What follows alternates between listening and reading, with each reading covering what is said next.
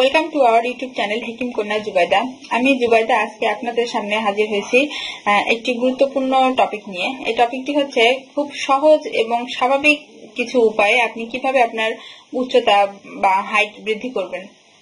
তো আমরা বেশিরভাগ মানুষ এটাই ভেবে থাকি যে বংশগতভাবে যতটুকু উচ্চতা বৃদ্ধি করা সম্ভব তার বেশি আর কোনোভাবেই বৃদ্ধি করা সম্ভব নয়।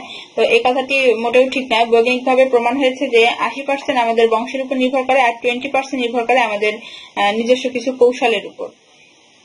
তো ধরেন যদি কারো উচ্চতা 5 ফুট হয় তাহলে উচ্চতাকে 20% করলে 1 ফুটের থেকে বেশি পরিমাণ পরিবেশগতভাবে 6 ইঞ্চি ধরলেও আরো 6 ইঞ্চি থেকে যায় নিজে বাড়ার জন্য। তা আপনার উচ্চতা বাড়ার মূল উপাদান হলো একটি পদার্থ যা আমাদের শরীরের প্রাকৃতিকভাবে সৃষ্ট এবং এটিকে বলা হয় মানুষের গ্রোথ হরমোন। আপনি জানেন যে দ্রুত বড় হওয়া শিশুদের হরমোন স্বাভাবিক বড় হওয়া শিশুদের থেকে খুব উচ্চ স্তরের আছে।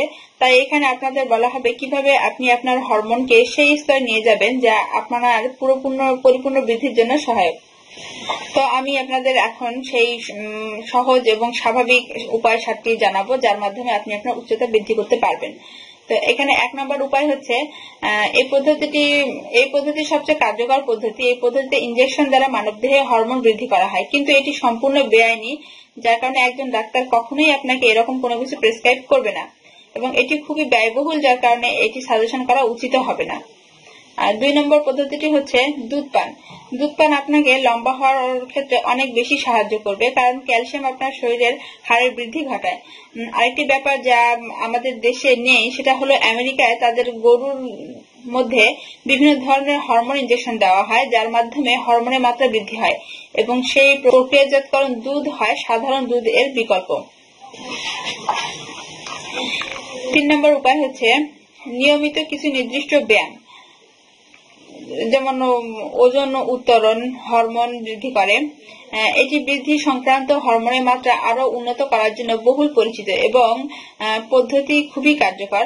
আর অতিরিক্ত পেশি আপনাকে আরো সাহায্য করবে আকর্ষণীয় চেহারার অধিকারী হতে। 4 নম্বর উপায় হচ্ছে তীব্র স্প্রিন্টিং ব্যায়াম। মানব বৃদ্ধির হরমোন একটি বিস্ফোরণ ঘটায়, এছাড়াও আপনার হরমোনকে আরো উন্নত করে। আসলে যে কোনো কঠিন শারীরিক ব্যায়াম আপনাকে লম্বা হতে সাহায্য করবে, তবে অবশ্যই সেটি 21 বছর বয়স হওয়ার পরে। 6 নম্বর উপায়টি হচ্ছে মানসিক চাপ কমানো। স্ট্রেস বা মানসিক চাপ যা হচ্ছে আপনার লম্বা বৃদ্ধি হওয়ার ক্ষেত্রে একটি বাধা।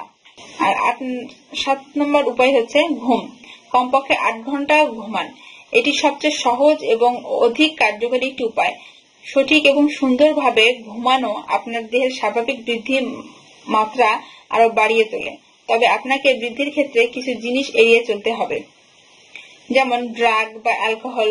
এই দুটি আপনার বৃদ্ধির ক্ষেত্রে অনেক বড় বাধা। ধূমপান যেমন স্বাস্থ্যের জন্য ক্ষতিকর, তেমনি দেহের হরমোন গঠনও কমিয়ে ফেলে।